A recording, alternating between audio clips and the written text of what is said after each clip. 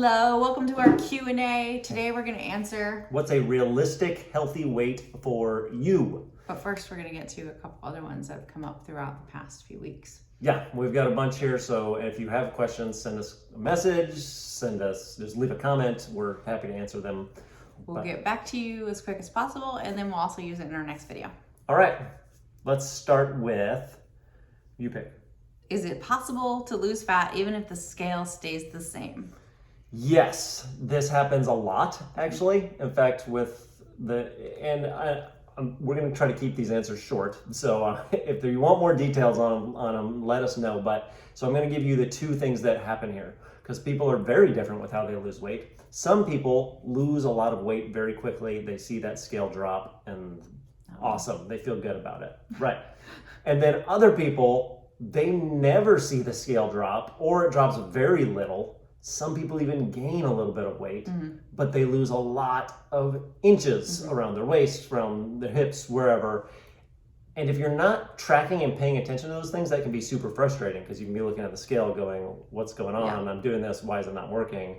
But then if you are keeping track of it and you go, oh, I've lost 3 inches around my waist, I didn't even realize it. Like, no wonder my clothes are feeling a little bit looser. Yes, that happens all the time.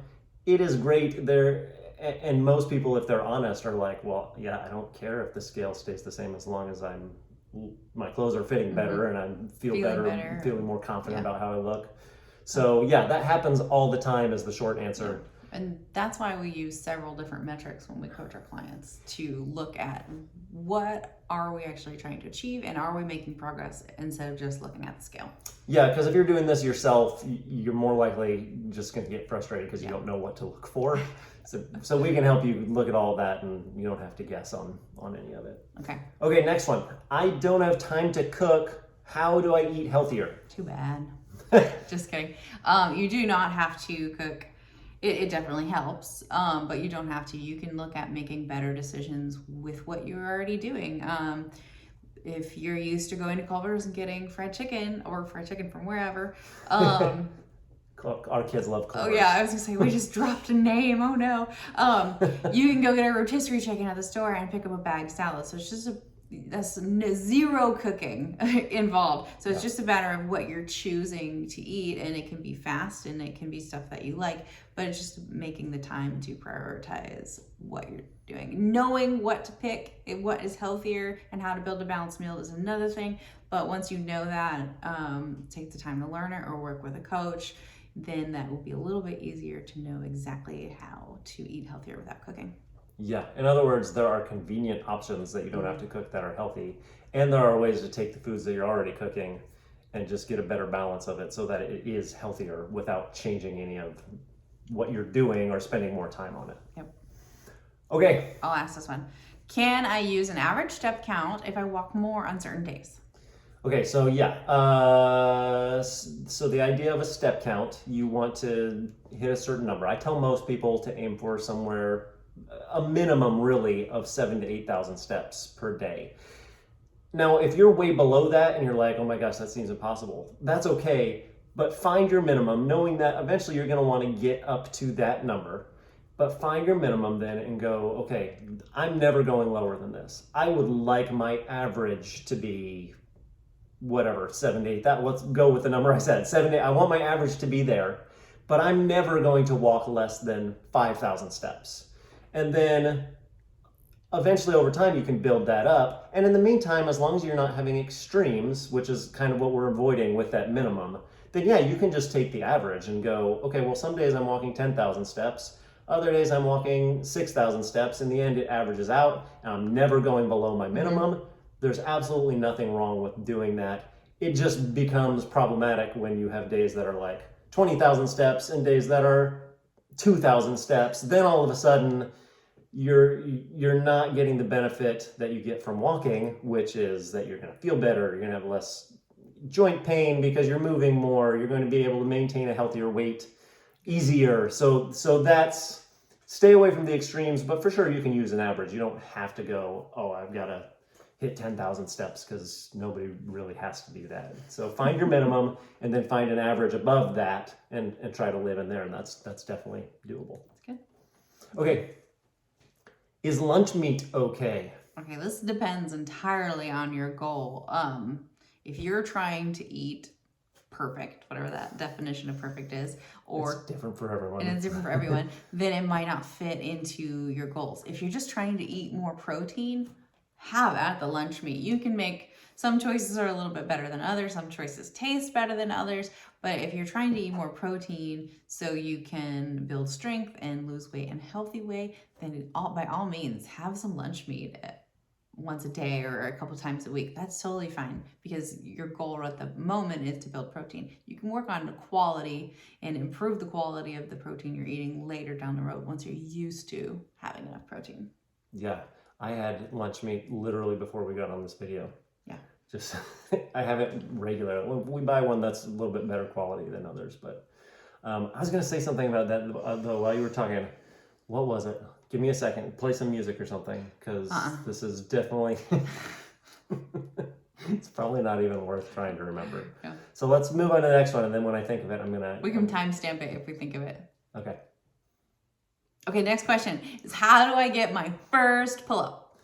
Okay, I'm going to break this down because I tried to give an answer on a failed attempt at this at another point, and so I'm going to break this down into 3 steps.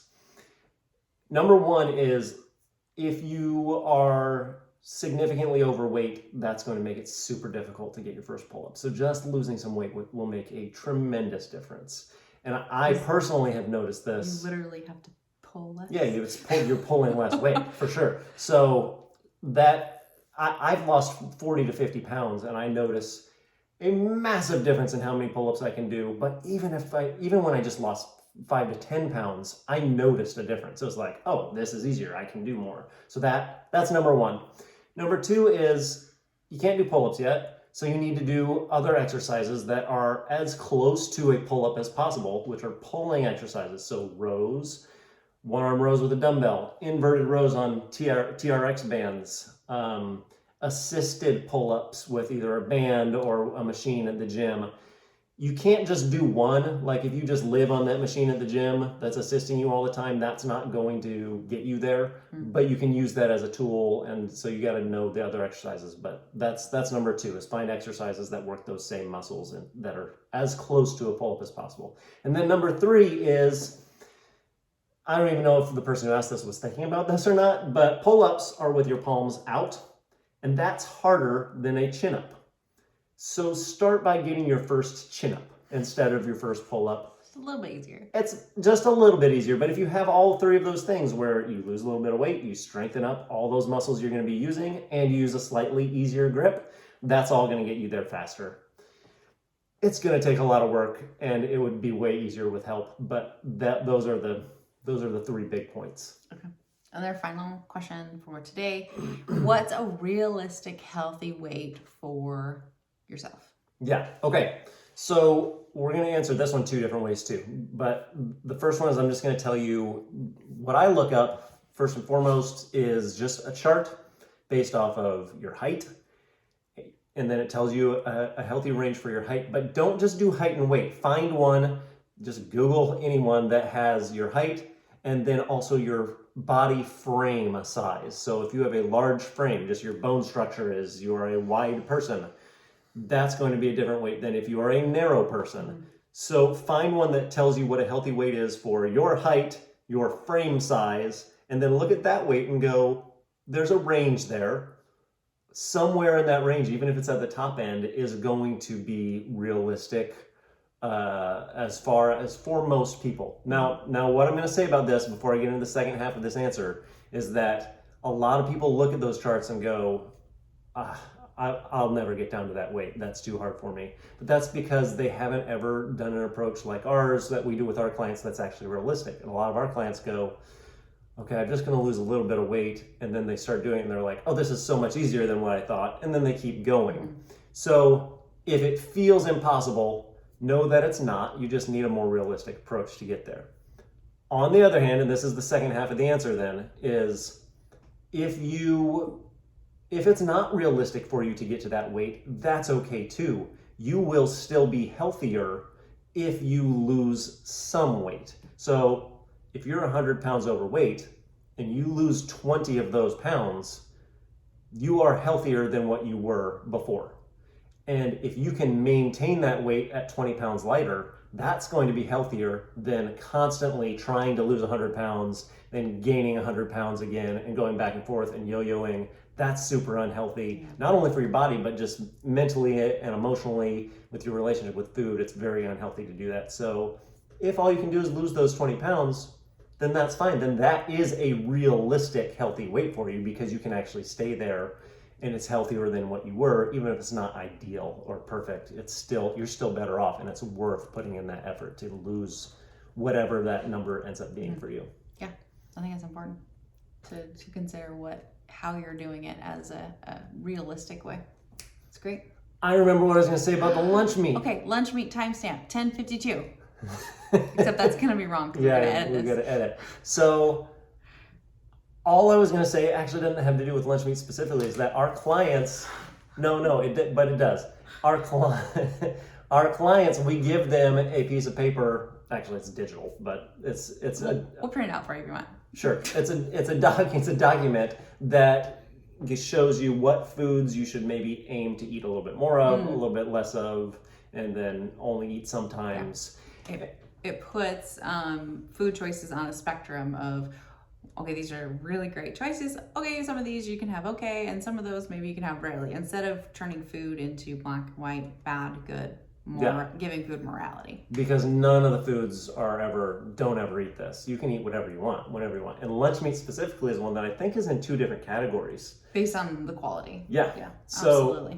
Which goes back to what you were saying in that answer. I wish I'd remembered it then, but I didn't. If you have any other questions, send us a message or leave a comment, or however you want to get in touch with us. Send us some mail. We like getting mail in the mailbox. You can just do it digitally too. Okay, bye. Bye.